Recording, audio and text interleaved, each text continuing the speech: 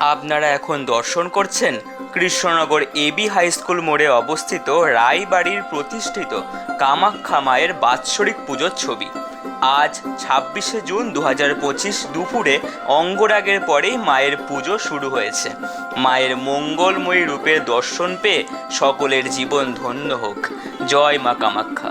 মায়ের আরতির কিছু অংশ দর্শন করুন আমাদের এই ভিডিওর মাধ্যমে।